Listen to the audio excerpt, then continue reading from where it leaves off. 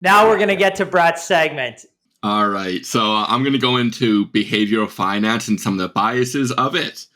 So you're probably asking, what is behavioral finance? Well, it's really the marriage between economics and psychology. Effectively, it tries to explain why people make financial decisions and why often they're really irrational. Because in traditional finance models, we assume people are rational. If you've ever talked to a person for 10 minutes, especially Brennan here, it's not rational. You have no idea what he's thinking and why he does things.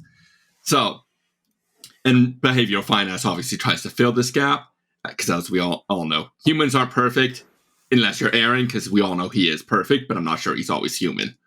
So, the point of really understanding these biases is because then you can limit the impact of them on your investing choices and eliminate the negative impact of them. So let's get into a few of these concepts and biases. First up, herd mentality. Herd mentality is the bias where you follow the herd of the others around you. A very recent example of this is the early 2020 meme stock frenzy, which many people who had no experience in stocks, no knowledge of the company or anything about it, past it's a video game retailer. They might have went into it as they were a kid or an adult like me who has plays too many video games. And they went and invested in it. They have no idea why they would invest in it, past others are doing it. They're following the herd. Everyone sticks together and then they move together. Another example of this a bit more in the past is the dot-com bubble, where any company with the .com in their name, everyone was buying. Everyone wanted to be part of that group that owned the new Google. Well, at the time, it wasn't really the new Google, but the future Google. So a good way to avoid this is just simply thinking why you're investing. Are you following it because some influencer said it? Some person you like said it? Because Brennan said it? You want to examine why you're buying the stock and not just because it's the new hot topic. So next up, let's look at loss aversion. Loss aversion is why when people irrationally avoid potential losses. Potential losses, they feel more negative compared to potential gains, how good they feel.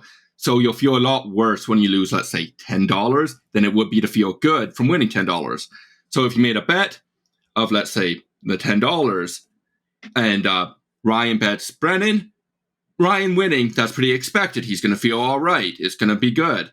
But then if he loses to Brennan, he's just going to feel awful and devastated and never want to do anything again. And he's just going to carry that with him for the rest of his life. That's loss of aversion. So most people really, they will do this subconsciously. I've done it myself. And that's what I mean by recognizing these things in yourself, is you want to really see what you're doing with your own investing actions and try to avoid them in the future. So the next one, which is a big one, which people really like to not ever mention in their analyst reports, is anchoring. Anchoring is when you anchor yourself to a certain value. So it's normally the first piece of information or number you see, or it's from pre-existing knowledge. So stores commonly will do this. They'll put something on sale they'll say it's a sale for $100. I'm sure you've all seen this on a Black Friday on Amazon, where they say it's on sale from $100, the initial price, and it's on sale for $20. You're anchored to that $100. It's such a good deal. And the same thing can be applied to stocks. So if an IPO is at $100 and now 6 months later it's trading at $20, we've seen this before many times. And you're thinking, oh, it's on sale. It must be worth $100. That's what it IPO'd at. And really what you can do to prevent this is just do more research. See why it was initially at $100. Maybe it was a hot IPO market like we were seeing in 2022 and 2021.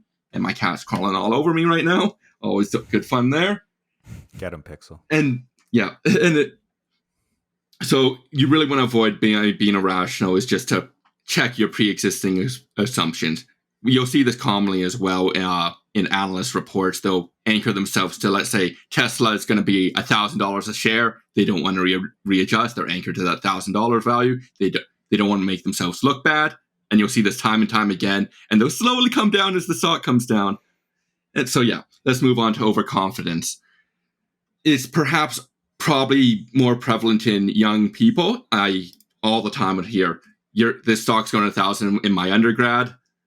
And it really is, you're just overconfident in your own ability. So once you learn a bit, you get over that tiny bit of knowledge. You're saying, oh, I'm a genius. I'm going to become the next Warren Buffett. I'm going to be rich in the next year. And it leads to people making very risky investments because they know it's going to work out. You see this in the hedge funds. You see leveraged hedge funds. Let's take one of the cryptocurrency hedge funds, Three Arrows. They were leveraged up the wazoo. And what comes out? They crash down, they take a ton of creditors with them. And commonly, overconfident people on the retail side, they'll trade a lot and they try to time the market. So you always see on forums and online, when's the bottom? When's the bottom? We're waiting for the bottom. And they keep trying to trade into it. And what do? You lose more money. And that's really what keeps on happening with overconfidence. There's a bunch of other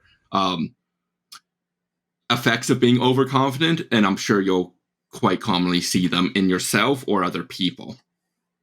So just as a quick conclusion, you really want to just recognize your own biases and how they apply to your investment habits. And of course, if you can, overcome the negative impact, but you're always going to be susceptible to them unless you're Aaron.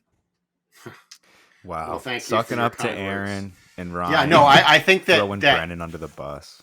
that actually means that he likes Brennan and is secretly making fun of me. I think me and Brett might have to go head to head next week in a debate. I think Ooh. You're the next one with the black eye. You know, the value that black I see in behavioral finance is it teaches you how your own mind works. Mhm. Like a lot of people might think like, oh, can I use behavioral finance to pick stocks or to pick investment themes? Maybe to avoid them.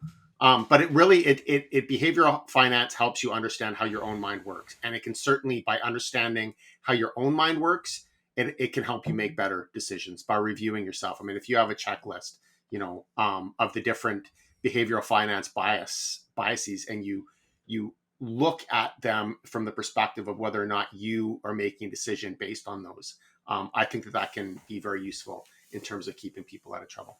Agreed. Even like a trading journal or something, just like even when you do potentially make a mistake, to like write down, what was going through your mind at this time, why you acted that way, just so you can reflect and look back and, make sure that you're not coming to some of these potential biases as well. It's good to be self-reflective. Mm-hmm.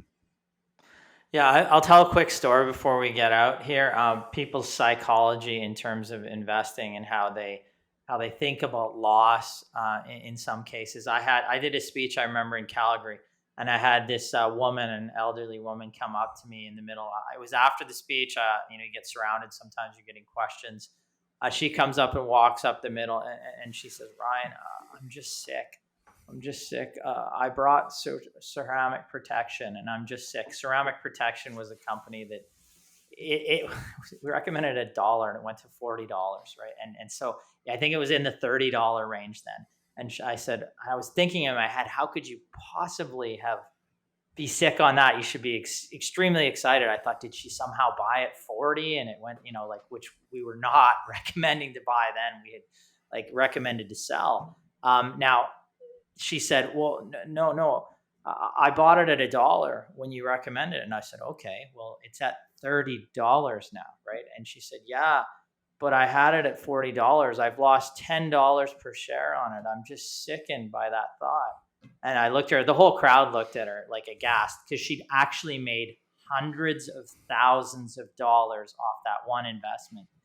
And she just said but she was literally sickened. Like you could see it in her face, how she felt about, she could have had $10 more per share, and she was sickened. And I said, well, are you a client of ours? Because we had said to sell it, right? She was asking me what to do, and we said, we would sell it. You have a tremendous profit right there. She goes, oh, no, I'm not a client of yours. Because I wrote a column that was in the Calgary Herald then, and she had saw me mention it in there. And she said, I can't afford your services, but I just want your advice, right? It was just, the whole crowd kind of laughed and said, okay.